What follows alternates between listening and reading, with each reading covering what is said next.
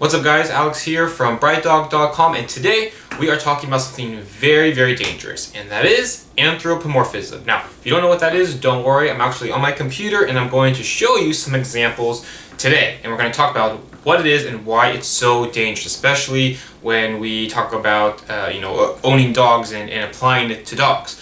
Before we get into that, before I show you some really cool examples, make sure if you haven't done so already, go over to brightdog.com, pick up the official Bright Dog Academy ebook. Now, anthropomorphism, what is it? So, essentially what anthropomorphism is, it's taking human emotion and traits and applying them to inanimate objects or objects that are not capable of those traits. Dogs and animals are one of the most common, things we project our human emotions and thinking, anthropomorphism, onto, okay? One example, dogs smiling. Dogs don't smile. When a dog bares their teeth, right, it's a warning sign and it's a thing that means leave me alone. Someone who is taking human emotion and putting it onto dogs would say that dog is smiling. Now, there are a lot of videos online that have a lot of them have actually gone viral of things, and you've probably seen them, and I'm going to get into them in just a second, but things like the dogs crying on people's gravestones, the polar bear playing and petting the dog. What other ones am I going to show you guys? I forget. We'll get into it in a second here. But I'm going to go through these videos and actually tell you what's really happening from the dogs, from a behavioral standpoint of the dog. All right, and you'll see as we'll kind of try to go through some of the comments maybe and see what people are saying, and then I'm going to tell you what's actually happening. So let's get into this here. Okay, so one of the first videos that we have here is the dog crying on the owner's grave. Now you guys have probably seen this video, and just to, the untrained eye, I guess we could say, the average dog owner or dog person would see, let me go back, I want to play that again, would think that's what's really happening, is that the, dog is on this person, I think the story goes that was the dog's owner, and the dog just collapsed when it started doing this, when they got to the stone, right? So that's a very easy story to buy into. Again, anthropomorphism, we can put that and kind of rationalize that could actually happen because that makes sense to us as humans, okay? Here's the problem with this, and here's why that's not what's happening at all, okay? This thing that looks like the dog's crying, this is just reverse sneezing. A lot of dogs do this. This is not crying, okay? Dogs are not capable of crying, number one. At least, they can whine, certainly, but crying as we know crying as humans, dogs are not capable of doing that, right? This is reverse sneezing. My dog does it. Lots of other dogs do it. That's all it is, right? This whole thing of the dog going to the tombstone, dogs can't read, number one. If your dog can read, please tell me and send me a video because I will be amazed. Dogs cannot read, so he does not know that this is, and whose tombstone this is, number one. Number two, this is a very easy thing to fake, okay? If my dog was reverse sneezing, I could have taken him to anywhere and just told him to lay down, and we would have copied this exact same thing, okay? So dogs don't cry. That's the bottom line. This is reverse sneezing. That's all this is, and they could have just had the dog lay down on whoever random person's tombstone this is, to recreate this. Now this isn't to try to be, insensitive or anything like that, but this is just the truth. We have to look at things, and this is what this is about, the anthropomorphism. This is not something dogs do. Dogs can't recognize that this is somebody's tombstone. They don't have that in their brain to know what that is, okay? This is reverse sneezing that someone made the dog lay down on and pulled their camera out, okay? Here's another one, okay? The dog tries to save fish out of water. So again, when we are anthropomorphizing, I think that's the right use of that word, when we're doing that and we're looking at this, we're going, oh, that dog's trying to get water back to the fish and he's trying to save the fish. Well, that's not true, okay? Dogs don't understand that fish need to be in water to breathe. They don't know that. And what this behavior actually is called caching, where they are trying to bury their food to save it for later, okay? Remember, dogs are animals, and fish is food to them. My dog's food is actually made out of salmon.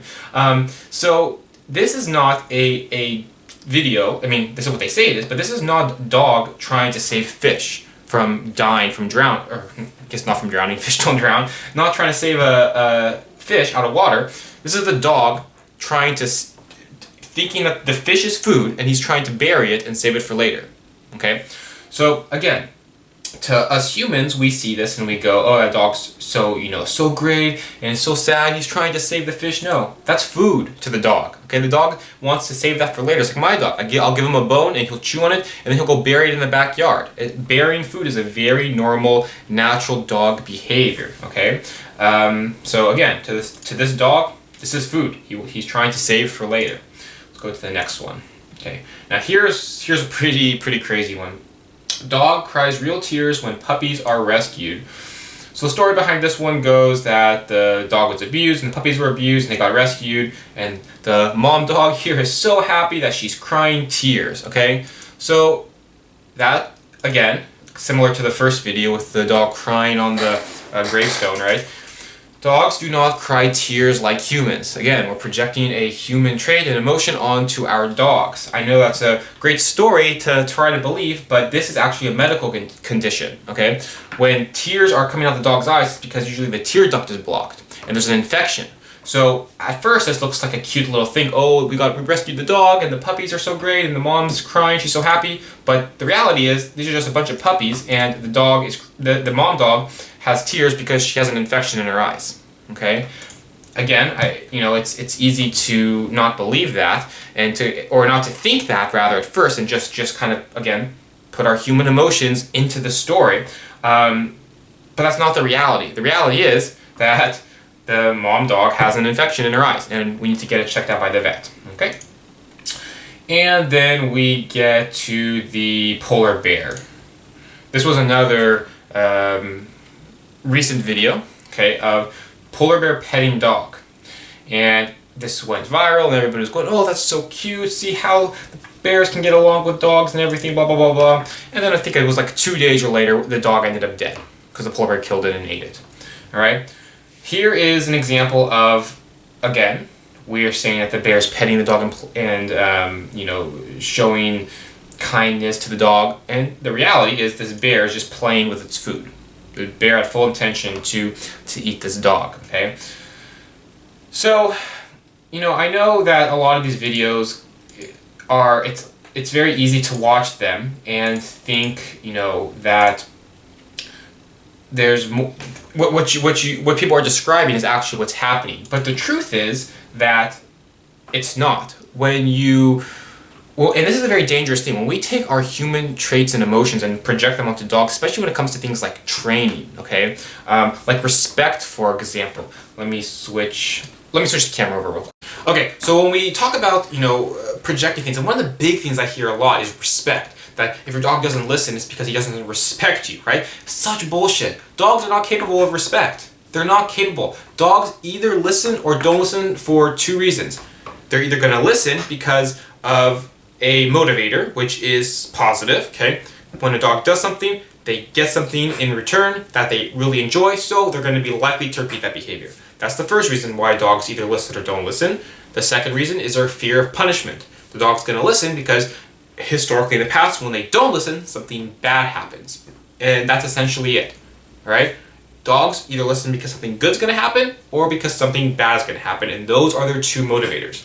Dog training and getting a dog to sit or stop barking, whatever it is, has nothing to do with respect. They're not capable of that. So when someone says that, oh, your dog doesn't respect you, well, they can't respect you because it's not possible, okay?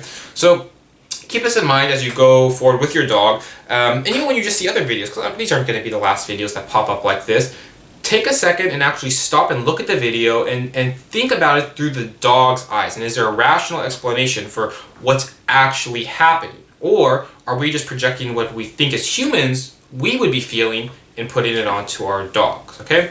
Hope you guys enjoyed this video. If you did, hit the subscribe button, thumbs up if you liked it, and hopefully this has given you kind of a good insight into what these videos actually are.